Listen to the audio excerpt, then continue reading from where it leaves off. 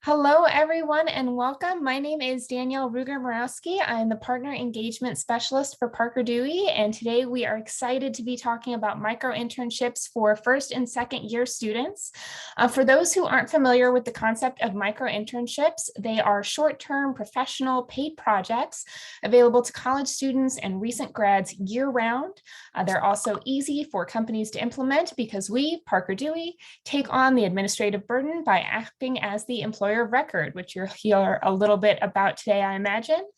Today, we're going to be focusing on how those opportunities benefit first and second year students in particular, as well as organizations looking to expand their talent pipeline, which our recent student sentiment survey indicates is a wise move.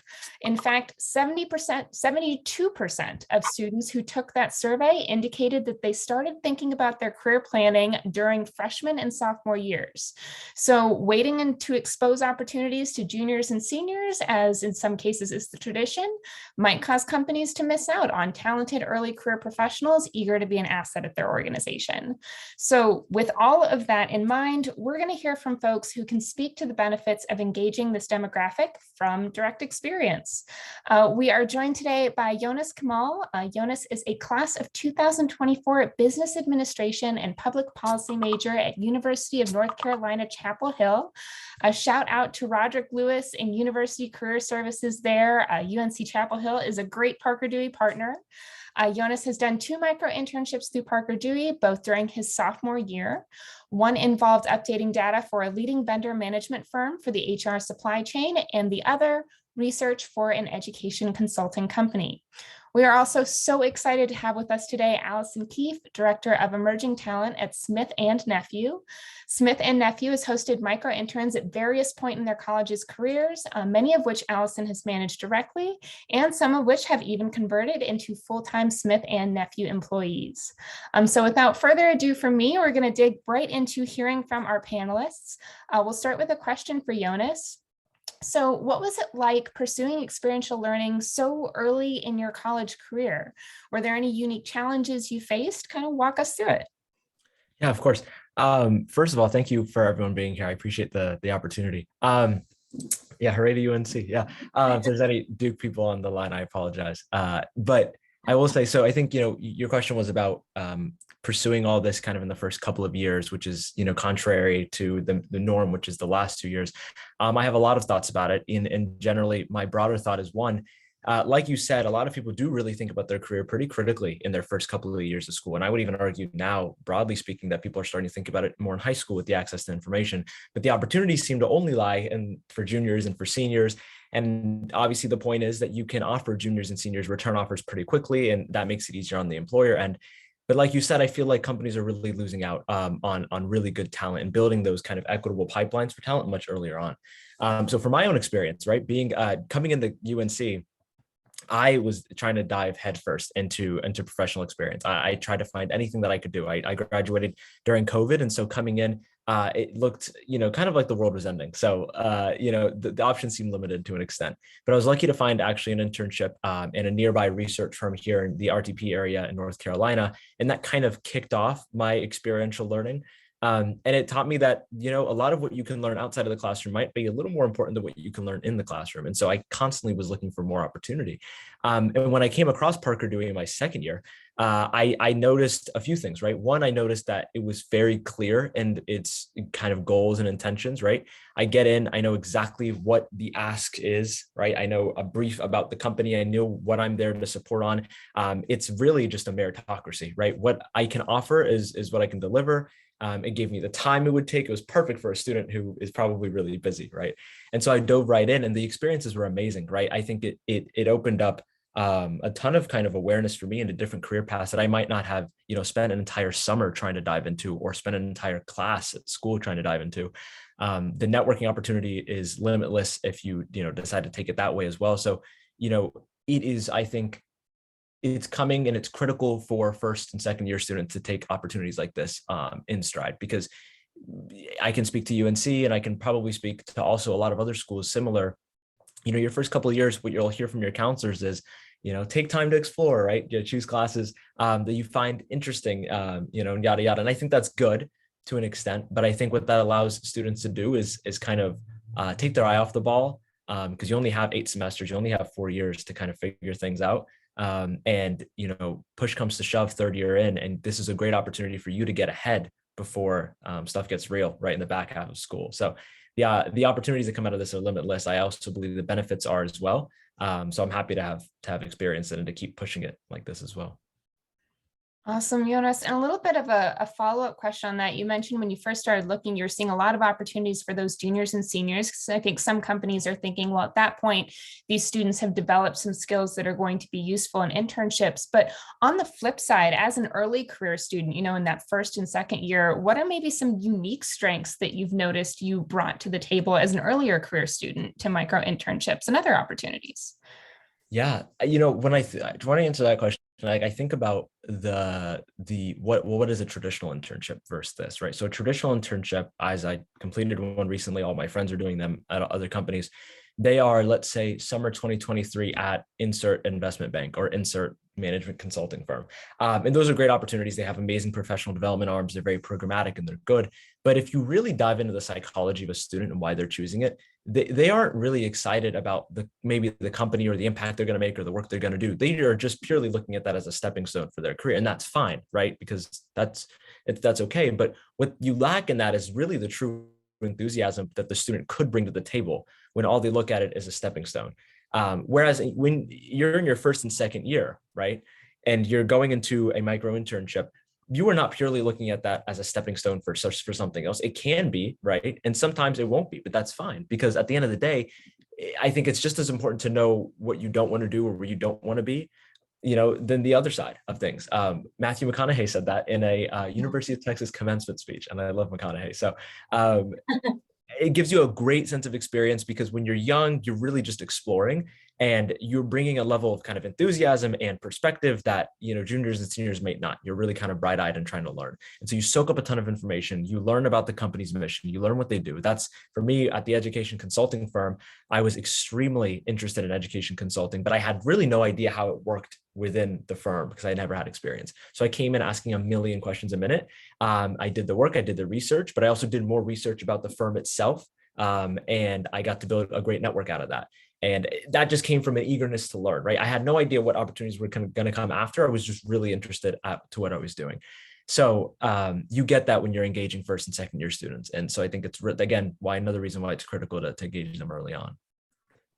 Wonderful. And you're getting a lot of people, one, resonating with the love of Matthew McConaughey, but also in the chat resonating with that powerfulness to knowing not only what you want to do, that's great if you've got that answer, but also to learning quickly what you don't want to do. And I think you've made a great point that, juniors and seniors at that point, it's expected. There's a pressure. There's an, I need to do this to get to the next step. But like you said, for those 1st and 2nd year students, there's a, let me explore, let me learn. And it comes with an enthusiasm and a genuineness that maybe you're not always going to get from those juniors and seniors. Again, the juniors and seniors and the traditional internships are great, but there are advantages to those 1st and 2nd year students.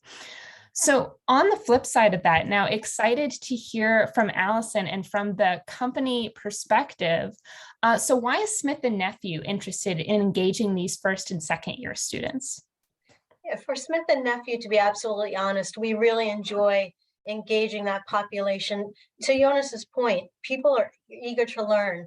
They're interested in doing any type of project that they can, and they don't need to make a summer-long commitment to us. It's a 20-hour, 10-hour commitment to our company, which is a company that not a lot of people know. We've been around for almost 170 years, and we may have been, we do knee replacements and hip replacements, so many of you may know someone that has had our product or used our product, but you don't know our name, and so it really helps to give us brand recognition with the population really early on that's eager to learn, that can learn more about us in terms of being a technical company. We're basically a technology company, and we're excited to bring in those people that are independent thinkers.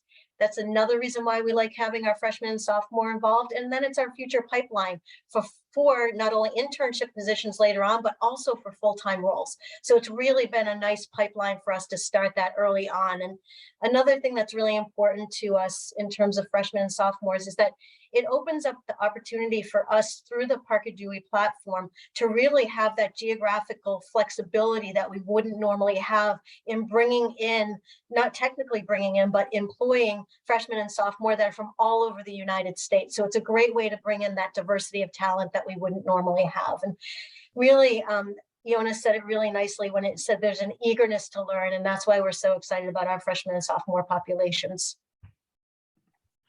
Wonderful. Thank you so much for that response. Now, when working with first and second year students, for many of them, using the Parke Dewey platform, this may be their first time engaging in any sort of professional experience. So there may not be a lot in that experience section for you to go off when you're making a decision about who to select for a project. So as the company making those selections, what do you look for when you're considering these first and second year students for a project? Yeah, and to be honest, it's less about experience, obviously, and more about skill set and characteristics. So people that follow through, people that I mentioned earlier that can work independently and can demonstrate examples of that, people that can work at the same time in a team. So they can reach out and ask questions and be collaborative in nature. People that are comfortable working in short-term projects that they're doing on their own at their own time, at their own pace. And so that self-driven characteristic is really, really important, as well as I can't say enough, the ability to be adaptable and to follow through. So those are some of the characteristics that we look for, and just someone that's really open to learning is so critical to us. And that's who we strive to hire in that first and second year, and that's who we pull through to their junior, senior year, and then to full-time. Are those people that really love to learn, that want to make a difference, and that are self-driven. So I have a feeling we'll get to this more when we start asking you all for advice when it comes to first and second year students interested in applying for micro-internships. But just to make it clear, first and second year students who don't have a lot of experience should not let that stop them from applying for these opportunities. We'll go ahead and get that out of the way up front. Absolutely. We're really not looking for experience at that point. We're really looking for projects that they can draw on from high school, maybe leadership experiences that they had in high school, and moving on to maybe summer jobs that they have, and utilizing experiences like that. I talk to my nephews and my nieces all the time about that. Whatever you're doing, you can bring into an experience. So if it's customer service that you're doing, you can apply that to any type of project for Smith and Nephew that you'd be working on, or any other company, I would suspect. Being able to work in a team, all of those experiences can be brought in by different athletic or different ensembles that you've been a part of, et cetera. So that's the experience that you'd be drawing on. And that's the experience we use to make decisions on who we're going to hire for our projects. Wonderful. And I know from the poll in the beginning, we saw we have a lot of university or nonprofit partners in the room. That's where those career centers can be so helpful with helping these students recognize that maybe it's not, they haven't had an internship yet or those other things, but recognizing the transferable skills and those experiences that they have. So you've done a wonderful job, Alison, of articulating for us what you look for in those first and second year students and how you pull them through traditional internships, even to sometimes full-time hires. For Yonas, from your micro-internships, what were some of the results, or what are some of the things you've seen happen as an outcome of your micro-internship experiences? Of course. One I probably want to highlight, I think has been the best one, was, the education consulting company I had mentioned. That it was called Ed Consulting. They're based in New York. When I applied to it, it's because I really had a passion for education, and I wanted to know what the post-grad options were for it, right? So as much as I could read online, as many different paths I could see, I scoured LinkedIn to find different kind of people's paths and how they got to where they got to and everything. So I put that all in my application, and I think, speaking to what Alison said, I think they saw some of those characteristics and the passion I had for it. So when I got it kicked off, the deliverable for that was a full-fledged, we all got specific topics. So mine was interim testing for K through 12 students. It was like analyze the market for that, who are the biggest players, kind of do a full market research kind of brief and present that back to us. That was the deliverable. That's all I had to do. I just needed to create that and give it back. End of story. But like I said earlier, you can get a lot out of it if you kind of keep diving in. And so, in our first initial call, there was a man named Jay Burke, who was one of the partners at the firm. And he's going in about, his introduction, his background. And as he's talking, I have his LinkedIn page up and I'm looking at his background. I saw that he went through, management consulting, then he left and then he came here. I knew he got his master's in education at Columbia. And I was like, wow, this is like, I wanted to do this. This is something I had noted down. So I sent him a message right afterwards, right? I was like, I'd love to speak, a little more about your background, learn a little more about you. He was completely obliged to it. And so we started that dialogue and I got to learn so much about how the Ed Consulting was even made, right? The backgrounds of some of the people who founded it, right? Why they created it, how they actually manage it day to day, right? Where they get some of their best ideas, how they manage their team. This is the type of stuff, people pay thousands of dollars a year to go to UNC to learn. This is the stuff I'm paying to go to UNC to learn, right? But I'm getting it through this. And so that relationship, the information I got from that is pivoted my career and where, how I want to focus and what I plan to do post-grad, past the 20 hours that I dedicated to creating that project, which the deliverable, I believe, was also really good. But, that's what you can get out of it. And so it's completely pivoted my perspective. I took a ton of notes from our conversation and I keep engaging with them. And so the level of information and opportunity you can create out of that information is, I think, limitless. If you, like Alison said, you find opportunities you're truly passionate about, or you just want to learn more about and let your curiosity kind of guide you. It's amazing. It's an incredible thing. So Yonas, you and I had the pleasure of talking with you previously about your experiences. And I really like the way you described it as kind of a choose your own adventure. You mentioned that you could go in and just get the project done and have that be it, or you had these opportunities to delve deeper as you did. So just for any students that may be listening or career centers that are going to be talking to their students about this later, exactly what Yonas said, take that initiative and don't be afraid to ask those questions, because listen to how much Yonas got out of it. It's wonderful. And Yonas, you mentioned, you're doing an internship this summer. All your friends are doing internships this summer. Do you feel that your micro-internship, what role did that play in pursuing that next opportunity? Did it add at all to confidence, or was there any impact there? So yes, yeah. So this summer I am at Cisco. I just finished at Cisco, and like I said, a lot of my friends are interning a million places. There's two things I'd say that I got in that really had a profound impact on my time here at Cisco. I'm sure all of you as professionals have read at some point, the thing that says it takes 18 months to onboard someone completely onto a new team. Everything from the training required to them really understanding the scope of the company and the team they're on and all the different things. Operating under that framework, how are you supposed to not only onboard, but give a project and have an intern within a 12-week span, drive impact onto a team? Usually they don't. And that's kind of the common understanding. It's really just a learning experience for them. I didn't like that. I didn't like that at all. I didn't want to spend 12 weeks just learning about things. I really wanted to kind of create an impact. And so the two ways that Parker Dewey helped is when you're doing Parker Dewey, you only have 20 hours, right? For the different projects. You learn pretty quickly about a company. You learn how to kind of onboard pretty fast, right? There's no formal training modules you go through. You're kind of picking it up as you go. You're building those relationships kind of on fast forward. It's like on 2.0 speed. So with that, I got to onboard onto Cisco's team pretty quickly. I spent the weeks leading up to my internship reading everything I could about Cisco's, the team I was on the supply chain team. I learned everything I could about supply chain. I found the background of a lot of my, my manager and her colleagues. So I read a lot about them before ever even speaking to them. So I could kind of fast track that process. And then secondly, I think I discussed, through my work with Ed Consulting, I learned that a lot of Jay included, a lot of these people, the kind of common framework for people's career was they build a career doing something like consulting or like finance, and they build the skill set, maybe the financial means, the knowledge, the network, the capital of all types, and then they go do something that they find truly impactful with it. And if you ask them a lot of the times, and this is what I asked Jay, I was like, would you have changed anything? It's like, maybe I would have taken a better and more critical look at my experiences early on and pivoted in a different way. Maybe I would have tried to drive impact a little earlier. So I was like, well, why don't I do that now? Like, why isn't that not something I implement now into even my internship? So in my first 2 weeks, my conversation with my mentor was, I'm on the supply chain team here at Cisco. I'm based in RTP. That's not the prettiest of things, but what can I do to kind of bring my passions into work? And my passions are in education. My passions are in equity. She said, well, what do you feel Cisco lacks in that space? And I said, I don't think Cisco engages enough with high school students. I think a lot of the companies in the area do. We don't. And I think it would be great for emerging talent, driving a pipeline of talent into Cisco. I think it would be great for supporting the community. I think corporate social responsibility is a much bigger topic nowadays than it was before. And I think Cisco needs to be the driver on that because Apple's building next door to us, and I'm sure they'll get on it before we do.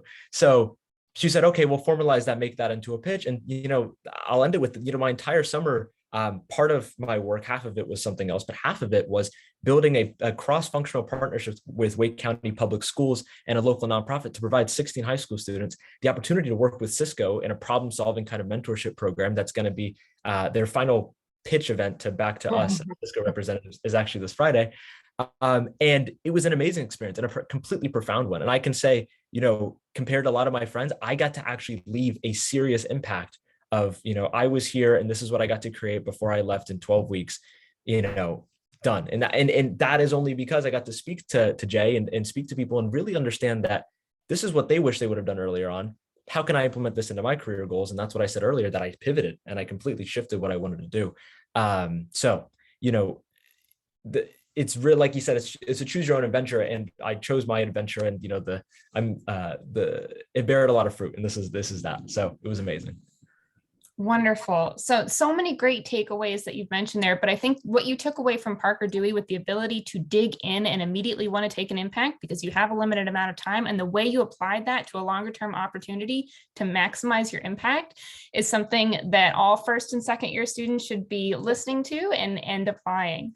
So I want to shift gears now to Alison. We've seen a good amount of questions for you in the chat about what you would consider in different things, but want to dig in first to, as mentioned in the introductions, the fact that some of the micro interns that you've had there have gone on to be full-time Smith and Nephew employees.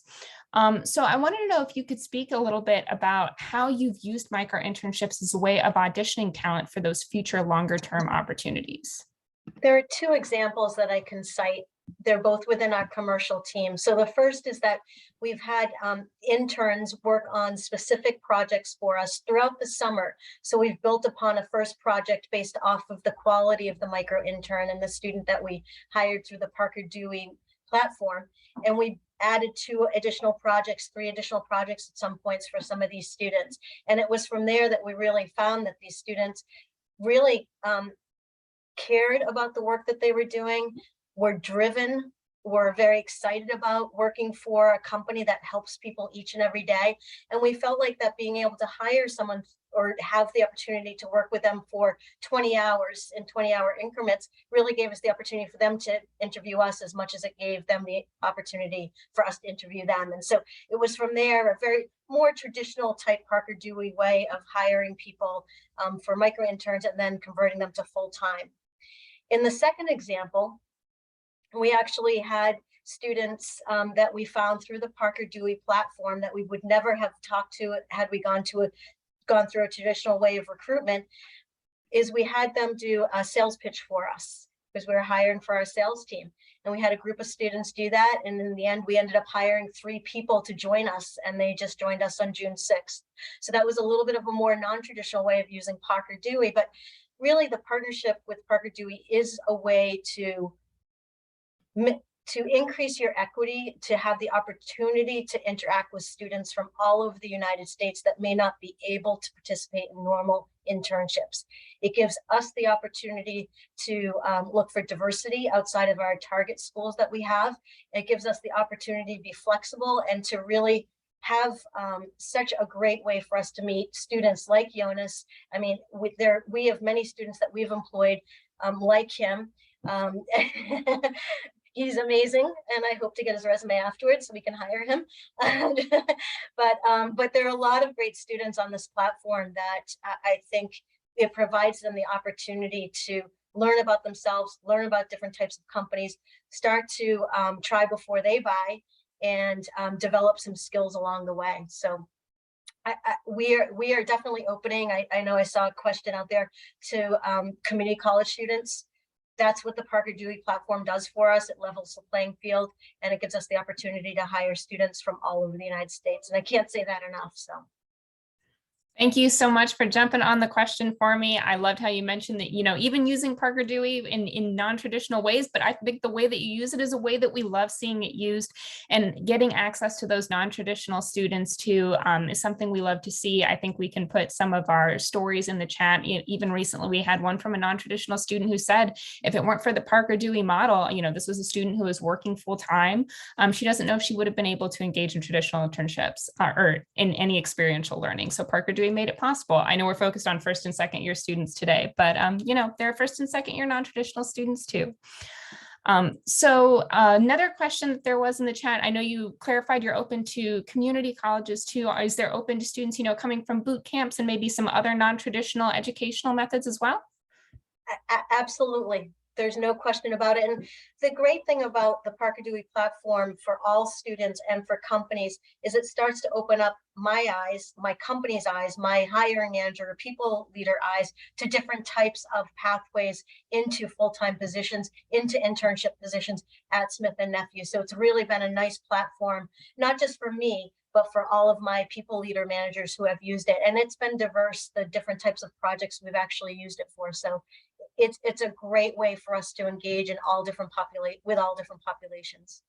Fantastic. And to give students, we've got a lot of career centers on the call who are hopefully going to be sharing this information with their students so they can give them an idea what type of experiences or micro-internship projects might a first or second year student expect at Smith & Nephew. We have had all different types of options, including people working on Power BI and developing dashboards for us, doing research for a reimbursement program that we have within the company, for developing international and diversity-based job boards for our talent acquisition team, and also for working with our commercial sales and promotional design. So all different types of projects, including social media projects, data management, data analytics, engagement, etc. So there's a wide variety at Smith & Nephew in terms of projects that we've used them for before. So career centers, you heard that's just a small example that you can share with your students. So hopefully Smith & Nephew is a name that your students and recent grads will get to know. I want to switch now for advice as we're wrapping down on the hour. We'll switch back to Yonas. UNC Chapel Hill has been great about promoting Parker Dewey micro-internships on their campus, even highlighting your experiences in a recent article in the Daily Tar Heel. Do you recommend that other career centers promote micro-internships? And if so, do you have any thoughts about how they should go about it? Yeah, of course. I have been thinking about it a lot, and I think there's a lot of new articles coming out about it, especially in a post-COVID era, the idea of reimagining higher education. And usually when people talk about that, they're talking about what's happening in the classroom, right? How to keep professors engaged, how to make sure professors are keeping their students engaged, et cetera, et cetera. But I think there's also a unique opportunity for career centers to come into play here. A lot of what I see students aren't engaged in the classroom. Like the reason behind it is because they don't believe that what they're getting in the classroom is really translating to what they're having to do post-grad. And so they're questioning the basis for it all, right? And this is where I believe career centers step in and they're like, well, here are some other options for you to get learning in a completely different capacity that's much more, easily accessible to you. When Alison, you were talking about this opening up an opportunity for you as a hiring company to a broad swath of students. From the student's perspective, I think there's a stat out there where it says like 40 to 50, closer to that amount of percent of students graduating will go into banking, finance, or big tech. That's usually because they have big programmatic internships already prepared. And that's really what's in the student's face, right? When we get to college, that's all we see. Stuff like this opens up the door to thousands and thousands of companies that we may not even have known existed, let alone offer opportunities for us. So when you open that up and then, career centers can then convey that message onto their students, this allows the students to feel that there's a whole swath of opportunities at their school. In terms of how to actually convey that to students, I think it depends per school, right? Some schools have different engagement models that work.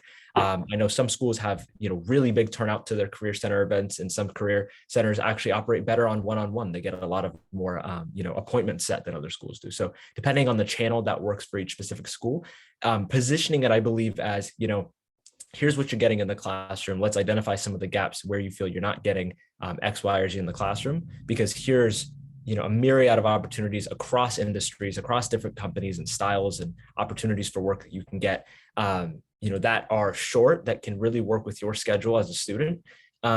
And like I said, I mean, I said it in the UNC article, I was like, at the end of the day, like every student would want to hear, this could also just help you pay rent. Rent's high nowadays. So, it's a great opportunity in all the right. So I think really conveying that and identifying the pain points of the students nowadays and conveying it through that way. And then Alison, from your perspective, do you have any advice for those schools on the call that are looking to share this with their students, or for any other companies that are looking to engage first and second year students for that matter? So for career services offices, I would highly recommend that when students come into your office or when you're doing presentations about internships, that this is the first thing that you mention, because this is something that people can do real time, anytime. This is not, let's talk about it in the fall and then wait until May to start an internship. This can be going on concurrently while people are looking for full-time summer opportunities. So it's really a very tangible way and a meaningful way where students can gain experience very early on and different types of experiences. That's the first thing. So I would, if I was a career services office, this would be the thing on my marquee everywhere, so that students make sure that they know that they have this opportunity. And then for companies, all the time I have people managers come to me, whether it's midwinter, early in the fall, they need someone today, they need someone tomorrow. This is the way to complete those projects and have those projects worked on by really incredible students who are easily vetted through the Parke Dewey website. It's so easy to go in, put your project in, the team helps you there, make sure that you get the right candidate flow. They help to identify certain candidates that maybe help the best meet your criteria, as well as you can look at all the candidates, and it's so easy to go in and do that, quickly decide who you want to move on to an interview, and then within several days, you can have people working on your project. So it's a really quick way to fill voids that you have mid-year or even halfway through the summer if you have a void. So, and it's a very, very cost-effective way. I can't tell you, I made a business case for this very easily, and our people leaders really bought into it, and really they're use it quite frequently now. I was just looking at the stats a little while ago, and it's amazing. So it's taking on a bigger life than me, which I love, because now my company's getting behind it and people are getting behind it at my company. Well, thank you both so much for sharing your time, sharing your perspective about micro-internships for first and second year students. It is so sincerely appreciated. And for those on the call, for those watching it later, we hope that it has been helpful.